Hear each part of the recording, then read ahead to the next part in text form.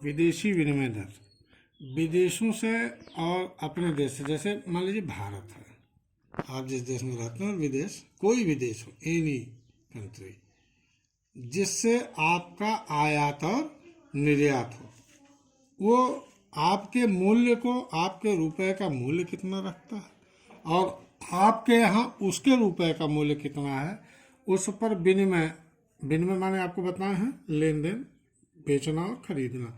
तो विदेशों से आयात निर्यात की जो दर है वो कैसे निर्धारित होती है। जैसे आप जानते हैं कि अब एक डॉलर अमेरिका का हमारे यहाँ के कितने रुपए के बराबर है, लगभग 72 या 70 रुपये मान लेते हैं। कितने बराबर है? 70 रुपये के। तो 70 रुपये हमारा और अमेरिका का $1। उसी तरह से आप देखते हैं हमारा 1 रुपये पाकिस्तान में 1.5 रुपये के बराबर है, कि 1 रुपये 50 पैसे बराबर है। हम यहाँ से 1 रुपये लेके जाएं तो वहाँ पर कितना मिलेगा? 1 रुपये 50 पैसे। ठीक इसी तरह आप वियतनाम एक देश है, वहाँ डोंग चलता है, अपने यहाँ का 1 रुपये उनके 330 डोंग के बराबर है। तो हमारा मूल्य उनसे हमारे रुपए का मूल्य उनसे ज़्यादा है, लेकिन अमेरिका से हमारे रुपए का मूल्य कम है। आपको बता दें कि जब हम आज़ाद हुए थे, हमारा देश आज़ाद हुआ था, तो 1 रुपये बराबर $1 था। लेकिन चूंकि उनका आयात निर्यात जो है, उनके रुपए का मूल्य बढ़ता गया और हमारे रुपए का मूल्य घटता गया। अब आपको बताते हैं विदेशी विनिमय दर प्रणाली किस प्रणाली के अंतर्गत विदेशी विनिमय होता है। इसकी 3 प्रणाली है: स्थिर विनिमय प्रणाली, नम्र विनिमय प्रणाली और प्रतिबंधित या तरणशील विनिमय प्रणाली। इन तीनों को अलग अलग बताते हैं। स्थिर विनिमय प्रणाली में मूल्य का निर्धारण स्वर्ण द्वारा होता है। किसके द्वारा होता है? सोने द्वारा, गोल्ड के द्वारा होता है। गोल्ड में जैसे गोल्ड से कैसे निर्धारित किया जाता है, आप अपने यहाँ 1 रुपये का 100 रुपये का 10 ग्राम है सोना, और अमेरिका में कितना है? $1 बराबर 100 ग्राम है। तो अपने यहाँ से एक जो रुपए का मूल्य है वह $1 बराबर कितना हुआ? 100 रुपये हुआ। इसी तरह से गोल्ड में वस्तु, जैसे चाइना में ले लीजिए, मान लीजिए हम पाकिस्तान का लेते हैं, पाकिस्तान में 40,000 रुपये गोल्ड है। कितना है? 40,000 रुपये गोल्ड है। और अपने यहाँ 10,000 रुपये गोल्ड है प्रति 10 ग्राम का, प्रति 10 ग्राम का। तो अपने यहाँ 10,000 रुपये है, इनके यहाँ 40,000 है, अर्थात अपने यहाँ का 1 रुपये, इनके यहाँ का 4 रुपये। 1 रुपये भारत का और 4 रुपये पाकिस्तान का एक दूसरे के बराबर है। ठीक है। इसके बाद आता है विनिमय दर प्रणाली में, यह जो है मांग और पूर्ति द्वारा निर्धारित होता है।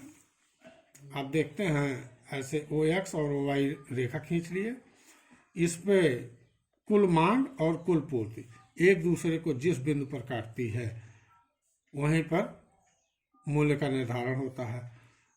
इसको इस बिंदु OY बिंदु पर आ जाएगा और OX बिंदु पर OQ क्वांटी मात्रा, इतने मात्रा का इतना जो है विनिमय दर हुआ। ठीक इसी प्रकार से जब इसमें हम मांग में परिवर्तन या पूर्ति में परिवर्तन करते हैं, मांग और पूर्ति, इसमें मांग बढ़ी, मांग बढ़ गई, ये हो गई, तो मूल्य भी वस्तुओं का बढ़ गया। मांग कम हुई, वस्तुओं का मूल्य कम हो गया। ठीक। पूर्ति में भी जैसे आपने देखा कि इसमें लगातार मांग बढ़ रही है। इस बिंदु पर मान लीजिए पहले उसके बाद आप इसमें भी देख रहे हैं, जब मांग बढ़ रही है, मांग बढ़ी तो वस्तु का मूल्य भी बढ़ा, विनिमय दर बढ़ी और उसकी मात्रा भी, मांग बढ़ने के नाते जो मात्रा है वो क्या है? बढ़ गई, ये मात्रा है। तो जब विदेशों से विनिमय ज़्यादा होगा तो वस्तु इतनी जाएगी और वस्तु OQ1 जाएगी, और वस्तु की मांग मूल्य क्या होगा? OR1। और जब मांग घट जाएगी तो यह जो है मात्रा O2 हो जाएगी, OQ2 हो जाएगी और मूल्य उसका OR2 हो जाएगा। तो इस प्रकार से जब विदेशी विनिमय मांग बढ़ेगी तो विनिमय बढ़ेगा, मांग घटेगी तो विनिमय घटेगा। ठीक। इसके बाद हम पूर्ति को घटाते बढ़ाते हैं। मान लीजिए यस पूर्ति है, यहाँ पर मांग और पूर्ति एक दूसरे को काटते हैं।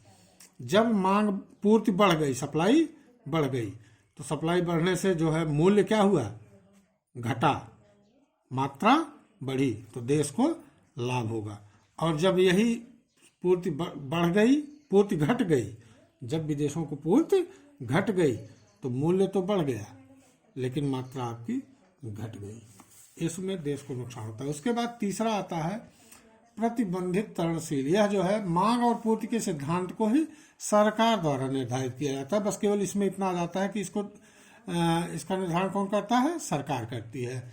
ठीक यही विनिमय प्रणाली दर, जो मांग और पूर्ति की विनिमय प्रणाली दर है, इसी को सरकार के द्वारा निर्धारित किया जाता है।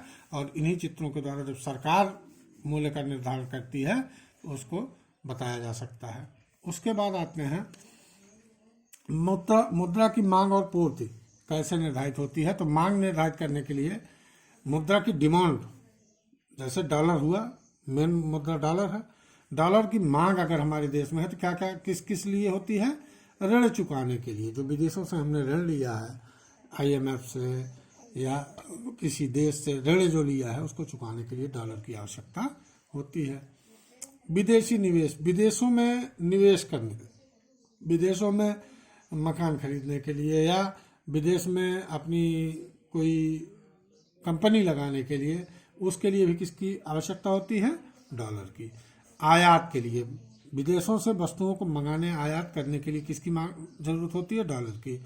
विदेशों से प्रत्यक्ष क्रय करने के लिए, विदेशों की वस्तुओं का प्रत्यक्ष क्रय करने के लिए भी डॉलर की आवश्यकता होती है। दान एवं अनुदान, जैसे भूकंप, बाढ़ इत्यादि बहुत देशों में आते हैं। अभी नेपाल में आया था, इसके पहले अमेरिका में टाइफून आया था। तो इस तरह की जो भी चीजें हैं उसमें दान या अनुदान करने के लिए भी डॉलर की आवश्यकता होती है। अब आता है पूर्ति। पूर्ति कैसे होता है, पूर्ति जो है निर्यात करने के लिए। डॉलर की पूर्ति कहाँ से होती है, जब हम विदेशों को निर्यात करेंगे, अपने वस्तु बेचेंगे तो वहां से डॉलर प्राप्त होगी। विदेशों से प्रत्यक्ष क्रय करने पर, जब विदेशों से प्रत्यक्ष क्रय किया जाता है, विदेशों से क्रय विक्रय प्रत्यक्ष किया जाता है तो भी जो है डॉलर आता है। विदेशों से निवेश, जब विदेशी लोग अपने देश में निवेश करते हैं, अपने देश में, यहाँ जैसे हम भारत देश में रहते हैं, यहाँ पर निवेश करते हैं, कंपनी लगाते हैं, घर खरीदते हैं, तो उससे भी डॉलर आता है। दान एवं अनुदान वही चीज़ है जो उसमें था। इसमें जब भारत में, अपने देश में कोई महामारी आती है, भूकंप आता है, इत्यादि आता है, तो विदेशों से भी अनुदान प्राप्त होता है। इससे विदेश में कार्य करने से, जैसे अपने यहाँ के लोग विदेशों में कार्य कर रहे हैं तो वहाँ से क्या करते हैं, जब वो वहाँ पर नौकरी करेंगे तो वहाँ से जो आय होगी उसको कहाँ भेजेंगे, भारत देश में भेजेंगे। तो इससे भी मुद्रा की पूर्ति बढ़ती है। बाजार के कार्य क्या है, हस्तांतरण कार्य। डॉलर का एक दूसरे से, जैसे जिसको जरूरत होगी उसको रुपए को डॉलर में बदल करके उसको वापस करेंगे। तो यह कार्य, या किसी को रुपए की आवश्यकता है तो डॉलर, किसी को डॉलर की आवश्यकता है तो डॉलर देगी, रुपया लेगी। और अगर किसी को रुपए की आवश्यकता होगी तो डॉलर लेकर रुपया दे देगी। तो यह हस्तांतरण का। साख कार्य, साख माने उधार का कार्य भी यह करती है विदेशों से, या मुद्रा का जो उसके पास डॉलर है या रुपया है या जो विदेशों के मुद्राएं हैं उनको उधार देने का भी कार्य करती है। जोखिम बचाव, जोखिम से बचाव के लिए भी यह कार्य करती है। आखिर जो विदेशी मुद्राएं हैं उनसे, उनके जोखिम से कभी मूल्य बढ़ गया या मूल्य घट गया, ऐसी स्थिति में जो जोखिम आती है उससे बचाव का कार्य भी बाजार का कार्य होता है। बाजार के प्रकार दो प्रकार के होते हैं, चालू बाजार और वायदा बाजार।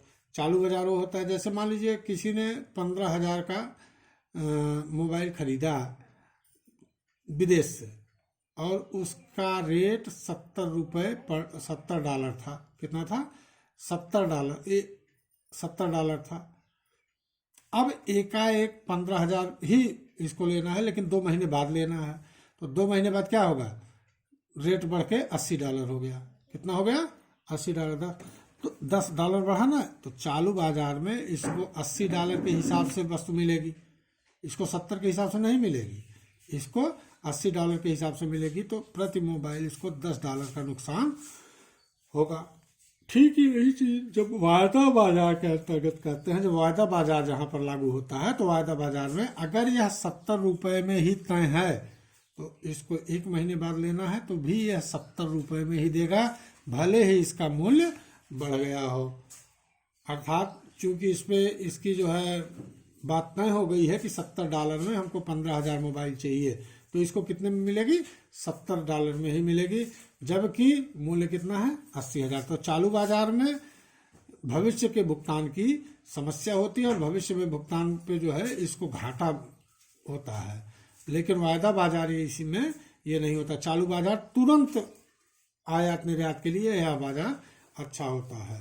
ठीक, तो धन्यवाद बच्चों। इसके बाद अगले चैप्टर